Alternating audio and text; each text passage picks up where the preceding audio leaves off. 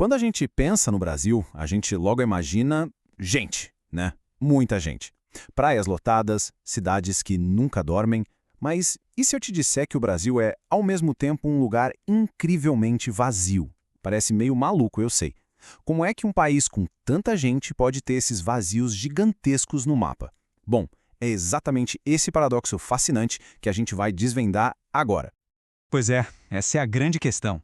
Mais de 200 milhões de pessoas. E ainda assim essa sensação de vazio em tantas partes. Como isso é possível? A resposta para essa contradição toda, olha só, está escondida em duas palavrinhas que a gente vive usando, mas que significam coisas bem diferentes. E essas palavras são populoso e povoado. Para a gente entender de vez esse Brasil que é cheio e vazio ao mesmo tempo, a gente precisa primeiro sacar a diferença entre uma coisa e outra. É aqui que o segredo do nosso quebra-cabeça começa a ser revelado. Vamos lá, é bem simples. Populoso é sobre o número absoluto de pessoas. É a contagem total, sabe? Quantos CPFs existem no país? Ponto. Agora, povoado? Aí a história muda. Povoado tem a ver com a distribuição dessa galera toda. Como essas pessoas estão espalhadas pelo território. Um país pode ter gente pra caramba, ser superpopuloso, mas ser pouco povoado se todo mundo estiver concentrado em poucas áreas. E no quesito populoso, não tem nem o que discutir. Com cerca de 212 milhões de habitantes, o Brasil é um dos gigantes do planeta. Tá ali no topo, como a sétima maior população do mundo. Então, beleza. Primeira parte da equação confirmada. Sim, o Brasil é um país extremamente populoso. Certo, mas e a parte do povoado? Como a gente mede isso? Para isso, existe uma ferramenta chamada densidade demográfica. Pensa nela como se fosse um medidor de aperto. É um cálculo simples, que nos mostra se as pessoas vivem mais juntinhas ou se tem espaço de sobra para todo mundo. E é aqui que o nosso paradoxo começa a aparecer de verdade. A densidade demográfica do Brasil é de só 24,8 habitantes por quilômetro quadrado. Para um país com tanta gente, esse número é bem baixo, né? Pois é, e é mesmo. Mas para a gente ter uma noção real do que esse número significa, vamos comparar. Olha só Bangladesh, um país também muito populoso, mas com uma densidade de mais de 1.300 pessoas por quilômetro quadrado. A diferença é absurda. Isso aqui deixa bem claro. O Brasil tem muita gente, sim, mas essa gente não está espalhada de forma densa pelo território.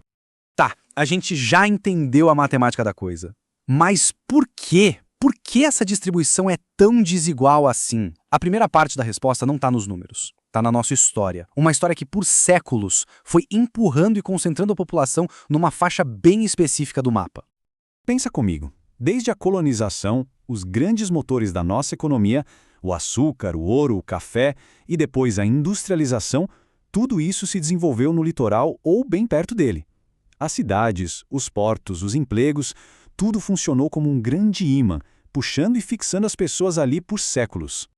E o resultado de séculos disso tudo? Tá aqui, nesse gráfico. É impressionante. Mais da metade da população brasileira, 54%, vive numa faixinha de terra de só 150 quilômetros a partir da costa. É gente que não acaba mais, só que num espaço bem concentrado. Ok, a história puxou a galera para o litoral. Mas e o outro lado da moeda? O que manteve as pessoas longe do interiorzão do Brasil? Para essa parte da resposta, a gente precisa olhar para a geografia e entender como a própria natureza às vezes impõe seus limites. E tem até um termo técnico para isso, sabia? A geografia chama de anecúmeno. É um nome chique para designar aquelas regiões do planeta onde a natureza é tão, digamos, desafiadora que fica muito difícil para muita gente morar. Pense em desertos gigantes, montanhas altíssimas ou florestas densas. E o nosso grande anecúmeno, claro, é a floresta amazônica. A gente está falando da maior floresta tropical do mundo. A imensidão, a mata fechada, os rios que parecem mares, tudo isso cria barreiras naturais gigantescas que dificultaram uma ocupação mais intensa, justificando por que essa vasta região é tão pouco povoada. Certo, então a gente já entendeu o porquê histórico e o geográfico. Agora vamos ver como essa realidade se traduz em números. E se preparem, porque os contrastes são chocantes. Vamos pegar os extremos dos estados. De um lado, São Paulo, com quase 46 milhões de pessoas. Sozinho, é quase 1/5 da população do país. Do outro lado, Roraima, com seus 700 mil habitantes. A população de um único estado é mais de 60 vezes maior que a do outro. É quase como ter dois países diferentes. Na densidade, a diferença também é gritante. O Distrito Federal tem quase 500 pessoas por quilômetro quadrado. Já o estado do Amazonas, com aquele território imenso, tem só 2,5 pessoas por quilômetro quadrado. É uma diferença brutal de ocupação do espaço. Mas o contraste mais maluco de todos está nos municípios. Se liga nisso. Em Taboão da Serra, em São Paulo, vivem umas 13 mil pessoas por quilômetro quadrado. É uma das áreas mais densas do mundo. Agora, no outro extremo, em Barcelos, no Amazonas, a densidade é de 0,15. Para se ter uma ideia, isso significa que cada habitante tem, em média, quase 7 quilômetros quadrados só para si. É a diferença entre um show lotado e uma ilha deserta. Então, quando a gente junta todas essas peças, a história, a geografia e esses números de cair o queixo, o que surge é o retrato completo de uma nação de contrastes demográficos profundos.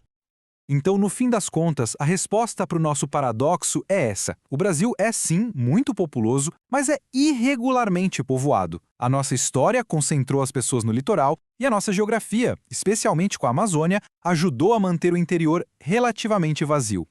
E essa realidade toda nos deixa com uma última pergunta para pensar. O Brasil é essa terra de litorais lotados e de vazios imensos. O que isso significa para o nosso futuro, para o nosso desenvolvimento, para a nossa cultura e até para a nossa identidade? Como um país lida com o desafio de ser, ao mesmo tempo, multidão e solidão? Fica aí a reflexão.